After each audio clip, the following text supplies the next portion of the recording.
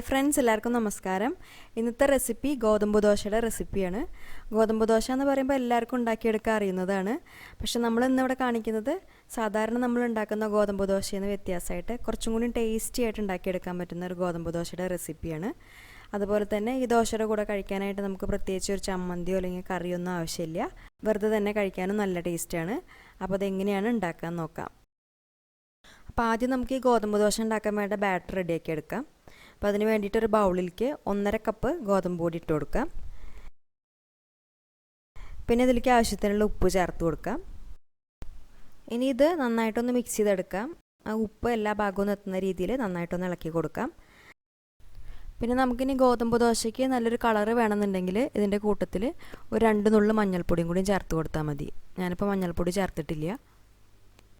അതിനുശേഷം നമുക്ക് കുറച്ചായിട്ട് വെള്ളം ഒഴിച്ച് കൊടുത്തിട്ട് സാധാരണ നമ്മൾ ഗോതമ്പ് ദോശയ്ക്ക് വേണ്ടിയിട്ട് മാവ് ഉണ്ടാക്കിയെടുക്കുന്നത് പോലെ തന്നെ അധികം തിക്കാവാതെ എന്നാൽ അധികം ലൂസാവാത്ത ഒരു ബാറ്ററാക്കി എടുക്കാം. അപ്പോൾ കുറച്ചായിട്ട് വെള്ളം ഒഴിച്ച് കൊടുത്തിട്ട് മിക്സ് ചെയ്തെടുത്താൽ മതി. പിന്നെ ഇതിൽ ഒഴിച്ചു കൊടുക്കുന്ന വെള്ളത്തിൻ്റെ അളവെന്ന് പറയുമ്പോൾ നമ്മളെടുക്കുന്ന ഗോതമ്പ് പൊടിക്ക് അനുസരിച്ച് വ്യത്യാസം ഉണ്ടാവും. അപ്പോൾ ഞാനിപ്പോൾ ഇവിടെ 1.5 കപ്പ് ഗോതമ്പ് പൊടിയിൽ 2.25 കപ്പ് വെള്ളം ഒഴിച്ച് കൊടുത്തിട്ടാണ് ഈ ഒരു ബാറ്റർ ഉണ്ടാക്കിയെടുത്തിട്ടുള്ളത്. ഇതാണ് ഇതിൻ്റെ കൺസിസ്റ്റൻസി. ഇത്രയും ലൂസായിട്ടുള്ളൊരു മാവാണ് നമുക്ക് ഗോതമ്പ് ദോശയ്ക്കായിട്ട് വേണ്ടത്. മാവിന് കട്ടി കൂടി കഴിഞ്ഞാൽ നമ്മൾ ദോശ ഉണ്ടാക്കുന്ന സമയത്ത് പരത്താൻ കുറച്ച് ബുദ്ധിമുട്ടായിരിക്കും. പിന്നെ അതുപോലെ തന്നെ ഒരുപാട് ലൂസായി കഴിഞ്ഞാലും പരത്തിയെടുക്കാൻ ബുദ്ധിമുട്ടാവും. അപ്പോൾ ഇത്രയും തിക്നെസ്സോട് കൂടിയിട്ടുള്ള മാവായാൽ മതി. ഇനി ഇത് നമുക്ക് മാറ്റി വയ്ക്കാം. അതിനുശേഷം നമുക്ക് ഒരു പാൻ അടുപ്പത്ത് വയ്ക്കാം.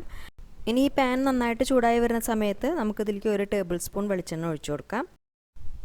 എന്നിട്ട് ഈ വെളിച്ചെണ്ണ നന്നായിട്ട് ചൂടായി വരുമ്പോൾ നമുക്കിതിലേക്ക് 1/2 ടീസ്പൂൺ നല്ല ജീരകം ചേർത്ത് കൊടുക്കാം. ഇനി ഈ ജീരകം ഒന്ന് പൊട്ടി നല്ല സ്മെല്ലൊക്കെ വരാൻ തുടങ്ങുമ്പോൾ ഇതിലേക്ക് നമുക്ക് 1 ടീസ്പൂൺ ഉഴുന്ന് പരിപ്പ് ചേർത്ത് കൊടുക്കാം.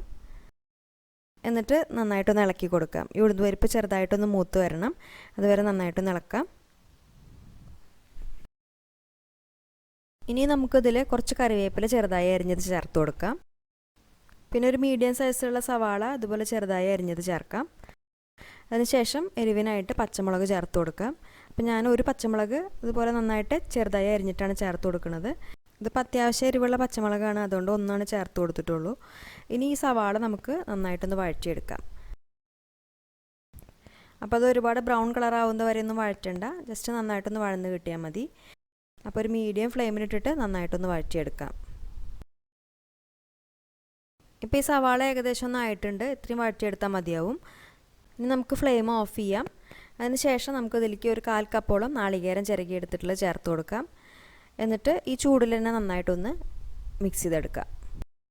ഇനി ഇത് നമുക്ക് നേരത്തെ റെഡിയാക്കി വെച്ചിട്ടുള്ള ബാറ്ററിൽ ചേർത്ത് കൊടുക്കാം.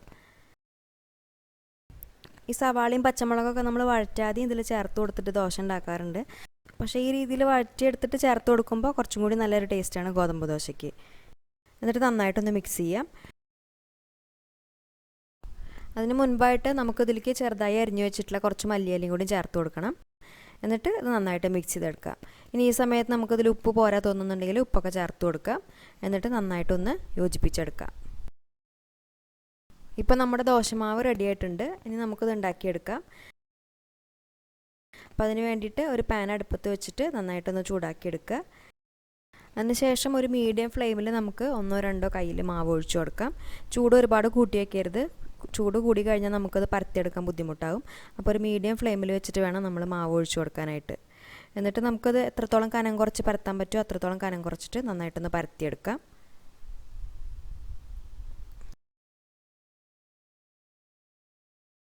ഇനി ദോശയുടെ മേലെയും സൈഡിലൊക്കെ ആയിട്ട് നമുക്ക് കുറച്ച് വെളിച്ചെണ്ണ ഒഴിച്ചു കൊടുക്കാം. അപ്പോൾ വെളിച്ചെണ്ണയ്ക്ക് പകരം നമുക്ക് നെയ്യാണ് ഇഷ്ടമെന്നുണ്ടെങ്കിൽ നെയ്യ് ഒഴിച്ചു കൊടുത്താലും മതി. എന്നിട്ട് ഇത് അടിഭാഗം നന്നായിട്ട് ഒന്ന് മൊരിഞ്ഞ് വരുന്ന സമയത്ത് നമുക്കൊന്ന് മറിച്ചിട്ട് കൊടുത്തിട്ട് ഈ സൈഡ് നന്നായിട്ടൊന്ന് മൊരിയിച്ചെടുക്കാം. ഈ ദോശ അത്യാവശ്യം നന്നായിട്ട് മൊരിഞ്ഞാലാണ് കഴിക്കുമ്പോൾ നല്ല ടേസ്റ്റ് ഉണ്ടാവുള്ളൂ. അപ്പോൾ നമുക്കിതുപോലെ 1-2 പ്രാവശ്യമൊക്കെ തിരിച്ചു മറിച്ചിട്ട് കൊടുത്തിട്ട് നന്നായിട്ട് മൊരിയിച്ചെടുക്കാം.